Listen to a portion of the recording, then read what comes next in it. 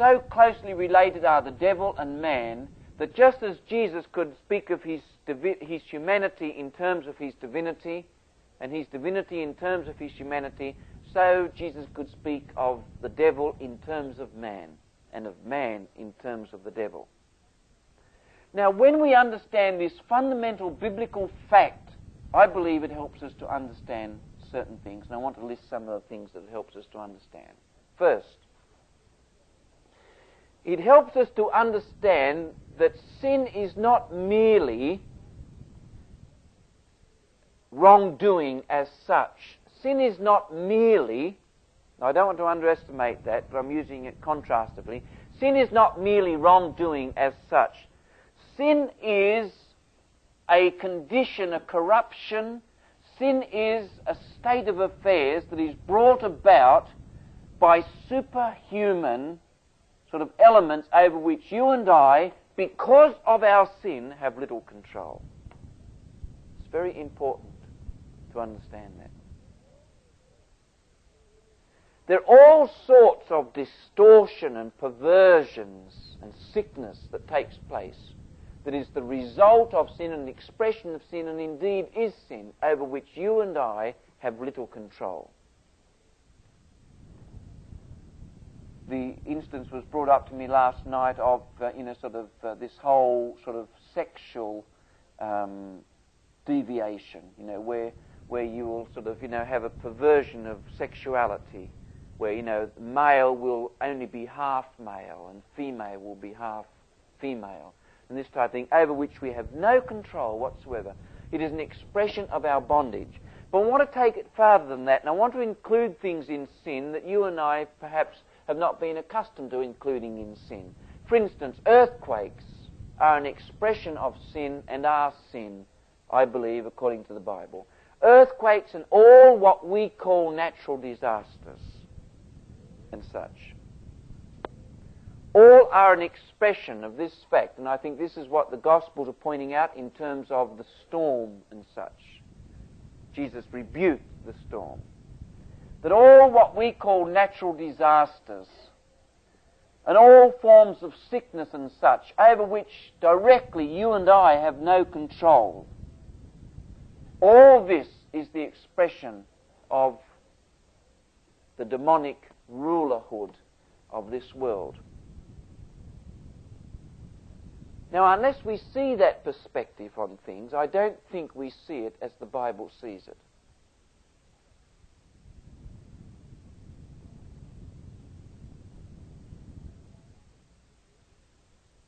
Now, another thing that this sort of perspective helps us to understand, I think it says a lot about the common fad of exorcising. I don't know what it's like here so much, so I only speak of the Australian scene, but the Pentecostals, many Pentecostals and Charismatics speak of casting out devils, they're sort of really wrapped up in it, and they'll, as I said, they'll give you spiritual x-rays, and they'll talk about this sort of the demon of lust, the demon of greed, and all of these need to be exorcised. I want to say this, that thinking of exorcism like this now, I believe, is a sort of perfectionism. Because what it does is you see that it's a blaming, and this is oftentimes one of the tragic elements of this type of emphasis on casting out demons. It blames a man's sin sickness, onto the devil almost as a totally separate entity from man himself. You see? And so cast out the demon and you get rid of the problem. Now that's a sort of perfectionism, and it works on a separation between the demonic and the human that I do not believe the Bible recognizes.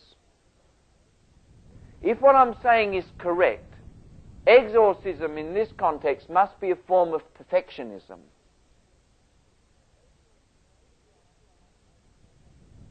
Now, if you ask me, and I may as well bring it up now because usually it's brought up in discussion time, does this mean there's no legitimate place for exorcism and such? What I want to say is this: I am not going to tell God how he ought to run the universe, and I'm not going to stand here and say there will not be any situation where this will ever occur. What I do feel confident about saying is that I believe it's very rare, and I believe it will be in a sort of situation like the Gadarene demoniac, where the control of the devil is such that the humanity or the humanness of the person's subject is almost unrecognizable. And I believe in such a rare situation, it will be a person specially gifted by God to do this, who will not have more exorcisms than he has hot suppers. It'll be a rare sort of situation. But generally speaking, this fad on exorcising and casting out demons right, left and centre is a form of perfectionism that works on the basis that the devil and man are quite separate entities in the whole situation. I do not believe that is the case from the Bible. A third thing, therefore, that I think comes into more satisfactory relief when we take this perspective I've tried to present you is this. The great exorcism has taken place on the cross. I saw Satan cast out in the cross. The great exorcism has taken place. So in this respect, you have to keep together the exorcising activity of Jesus spoken of prior to the cross and the cross. It's part and parcel of his one saving activity. Jesus put to naught demonic powers. The great exorcism has taken place in the cross. And I believe that a corollary of that is that the greatest single power that can be expressed over demons and such is the preaching of the gospel.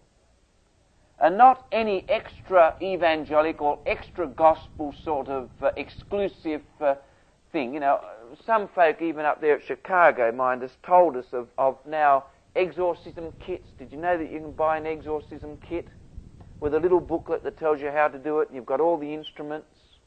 You know, how to cast out the devil in 3 easy lessons.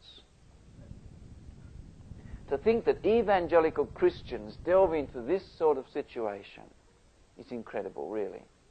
In the light of the gospel, the great exorcism has taken place. Another point that we need to consider. What does this say about the state of the Christian now? In other words, as a Christian, is the Christian completely free of demonic powers and demonic forces?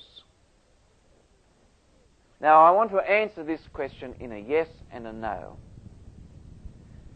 Remember I said, let's go back, that man before the gospel comes to him, unregenerate man, is a man who is united with the devil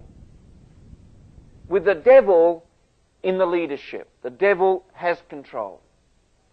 So I'm going to apply something that those of you from Kuka last year or who've heard the tapes will recognise. I think that it's a proper way to speak about this as saying there is a union of the devil and man, but no fusion. You can't equate them. There is a distinction to be made between the devil, the serpent, and man, but no separation. And in this union and distinction, in this whole way of looking at the sin problem, before regeneration, before the gospel comes to man, the devil is in control. So that the union is not simply a union of equals, but there's a union of man with the devil in control. Now what happens after the gospel, after regeneration, the Christian state of affairs, I believe from the Scripture, is this: that the power of the devil has been broken. The devil is no longer in control. Now the Spirit of Christ rules the believer. And if any man doesn't have the Spirit of Christ, he's not a Christian. The Bible is clear about it. The Spirit of Christ rules and controls the believer. However, the believer is still part and parcel of this age. The believer is still part and parcel of the old eon, and to this degree, And in this respect, he is still subject to demonic powers and such. But the devil is not in control. In other words, the union has been broken in this sense, that now the Spirit of God leads the believer and the devil is attacking from the rear guard action sort of thing. Can you see what I'm saying there? So that Peter tells the believers to watch out, for the devil's walking around like a roaring lion, I suppose because his prey's been taken off him, seeking whom he may devour. All right, Douglas Ort has his hand up for questions, so I'll take that as the supernatural sign that we ought to stop.